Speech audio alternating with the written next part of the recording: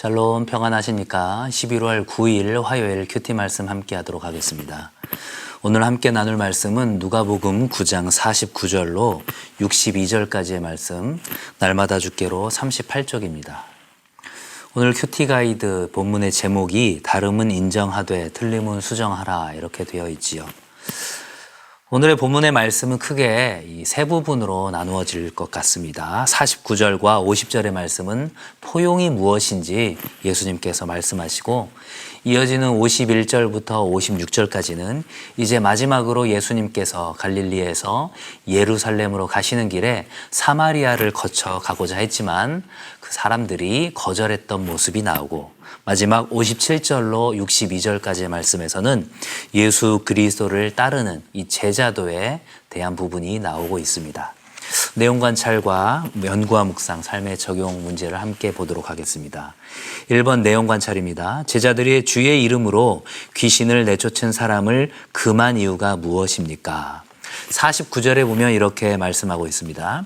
요한이 여짜오되 주여 어떤 사람이 주의 이름으로 귀신을 내쫓는 것을 우리가 보고 우리와 함께 따르지 아니함으로 금하였나이다. 이 제자들의 어떤 편협한 모습, 그들의 어떤 권리를 주장하려는 이기적인 모습이 나타나는 것이죠. 지금 바알세불이나 어떤 사단의 이름으로 귀신을 내어 쫓은 것이 아니라 바로 주의 이름, 바로 예수 그리스도의 이름으로 귀신을 내어 쫓았습니다. 그럼에도 불구하고 제자들과 함께하지 않는다는 이유로, 예수님을 직접 따르는 제자가 아니라는 이유로 지금 이것을 금하였다, 이렇게 이야기하고 있습니다. 우리가 어제 살펴본 말씀의 그 40절에 보면 제자들이 귀신을 내어 쫓지 못하는 모습이 나타나죠. 당신의 제자들에게 내쫓아 주기를 구하였으나 그들이 능히 못하더이다. 어쩌면 제자들은 굉장히 자존심 상하고 조금은 민망했을 수도 있습니다. 바로 예수님의 제자들인 자신이 하지 못하는 일들을 다른 이들이 하는 것을 보고 어쩌면 배가 아팠을 수도 있습니다. 그러나 중요한 것은 예수 그리스도의 이름으로 귀신을 쫓았다는 것, 예수님과 함께하는 자들이 있다라는 것들을 지금 제자들은 인정하지 않는 것입니다. 이에 대해서 예수님께서는 어떻게 대답하시죠? 금하지 말라 말씀하십니다. 너희를 반대하지 않는 자는 너희를 위하는 자니라 하시니라, 이렇게 말씀하시죠. 지금 이 모든 것들은 바로 예수 그리스도의 이름으로 행해진 것이고, 그것은 제자들을 반대하는 행위가 아니다라는 것들을 분명히 기억하라는 것입니다. 2번 문제입니다. 예수님의 일행이 사마리아인들에게 통행을 거부당하자 야고보와 요한이 보인 반응은 무엇입니까? 앞서 말씀드린 것처럼 이 예수님의 3년간의 공생애는 바로 위쪽에 있는 갈릴리, 그리고 남쪽에 있는 예루살렘을 오고 가는 그런 과정의 반복이라고 생각하시면 될 것 같습니다. 이제 마지막으로 갈릴리에서 예루살렘으로 내려가는 그 과정, 물론 예루살렘 성으로 올라가는 부분은 우리가 올라간다라는 표현을 쓰지만 지리적으로는 북쪽 갈릴리에서 이제 남쪽 남유다의 예루살렘으로 가는 마지막 여정입니다. 이 중간에 바로 사마리아가 끼어 있죠. 유대인들은 이 사마리아인들과 상종하지 않기 위하여서 바로 요단강을 통하여서 우회해서 가곤 했습니다. 이제 6월절이 다다른 이 시점에서 수많은 그런 종교 행렬들이 예루살렘으로 올 때 대부분의 사람들은 이 사마리아를 거치지 않고 왔습니다.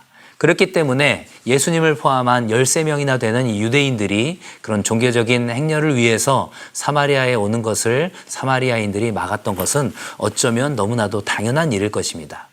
그렇게 하룻밤을 숙박하기 위하여서 먼저 보낸 사람들이 거절당한 메시지를 듣자 이 야고보와 요한의 일행이 어떻게 반응을 하고 있습니까? 54절에 보면 하반절에 이렇게 이야기하죠.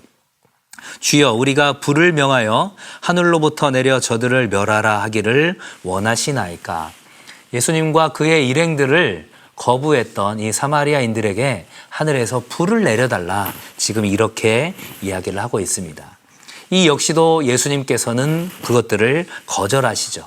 오히려 꾸짖으십니다. 왜 그렇습니까? 지금 이 사마리아인들은 예수님을 거절한 것이 아니라 바로 유대인들, 종교적인 의식을 행하러 가는 유대인들을 거부했기 때문에 그렇게까지 하는 것은 너무나도 가혹하다라는 것이죠. 세 번째 단락에 있는 내용이 이제 내용관찰 3번에 진행이 되는 부분입니다. 3번입니다. 자원하여 주님을 따르고자 하는 사람에게 예수님께서 무엇이라고 말씀하셨습니까? 57절부터 62절까지는 예수님을 따르려는 사람들 혹은 예수님께서 먼저 그렇게 부르심을 요청한 사람들의 세 명의 모습이 나오는데 바로 그 첫 번째 사람의 모습이 57절에 나오죠. 길 가실 때에 어떤 사람이 여짜오되 어디로 가시든지 나는 따르리이다. 예수님께서 어디로 가시든지 간에 내가 따라갈 것이다. 이렇게 이야기를 합니다.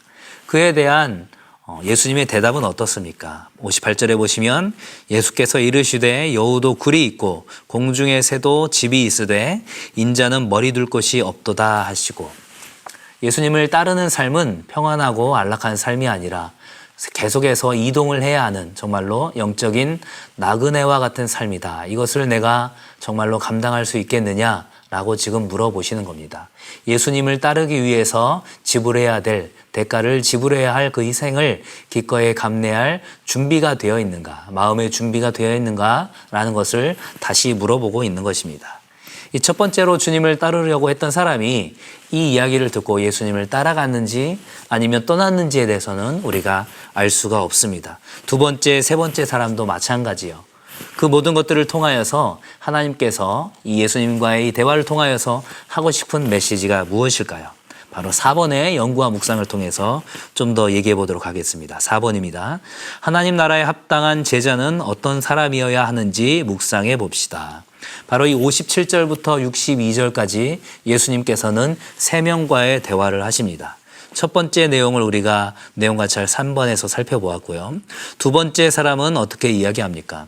59절에 보면 다른 사람에게 나를 따르라 하시니, 이번에는 예수님께서 먼저 그렇게 제자도를 요청하셨죠. 따르라고 하셨는데 그가 어떻게 이야기합니까? 나로 먼저 가서 내 아버지를 장사하게 허락하옵소서. 여기서 장사하게 허락하게 해달라는 것은 지금 장례를 치르겠다라는 의미보다는 우리 아버지가 언제 돌아가실지 알지 못하는데 우리 아버지가 돌아가시고 나서 장례를 다 치르고 나서 그리고 주님을 따르겠습니다 라고 얘기하는 것이죠. 바로 기한이 없는 무기한의 그러한 연장 상태를 이야기하는 것입니다.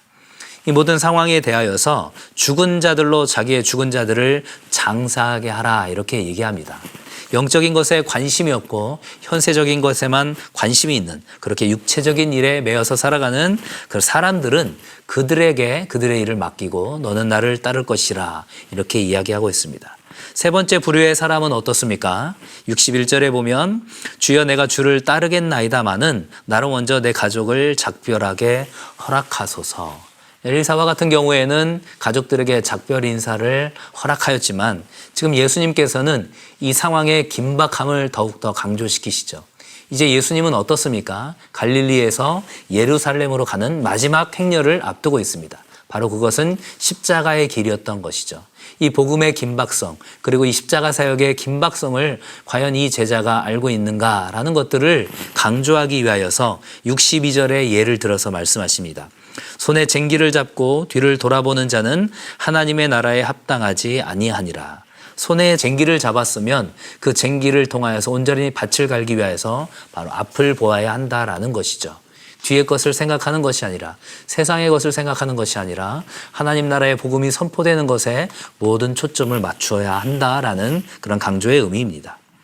마지막 5번 삶의 적용 문제를 보도록 하겠습니다. 나는 하나님의 일을 위한 부르심에 주저하는 것이 가족이나 직업에 있지는 않습니까? 나의 합리적인 변명이 하나님 나라에 합당하지 않은 자임을 드러내는 표식은 아닌지 생각해 봅시다 라고 되어 있죠.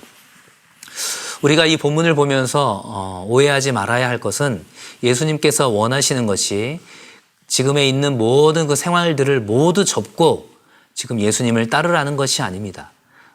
그 모든 마음이, 그 마음의 자세가 예수님께로 향하고 있는지를 지금 물어보고 계시는 것이죠. 그 어떤 대가라도 지불될 용의가 있느냐라고 지금 물어보시는 것입니다. 실제로 예수님께서는 베드로가 제자의 삶을 살았지만 그의 장모가 아프다는 소식을 듣고 그 장모의 집에 찾아가서 치유하신 일도 있었습니다.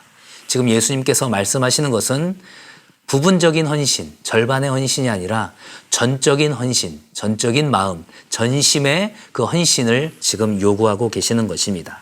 그렇기 때문에 지금 내가 누리고 있는 이 모든 것들, 그리고 지금 내가 관계하고 있는 이 모든 것들이 바로 예수님 때문에 이루어진 것이라는 것들을 인정하고 감사하면서 주님께서 원하신다면 이 모든 것들을 언제라도 내려놓겠다라는 그 마음의 가짐, 그 마음가짐으로 주님께 나아가길 원하는 것입니다. 과연 이 모든 것들이 어떤 합리적인 변명인지 아니면 여전히 하나님보다 우선에 있는 그 무언가가 있는 것은 아닌지, 내 안에 우상으로 자리 잡고 있는, 내 안에 하나님으로 자리 잡고 있는 것이 바로 나의 가족과 직업은 아닌지 우리가 함께 묵상하면서 이 모든 것들을 회개하고 결단하고 온전히 주님을 따르기로 그렇게 나아가는 우리 모든 성도들 될 수 있기를 주님의 이름으로 간절히 축원합니다. 감사합니다.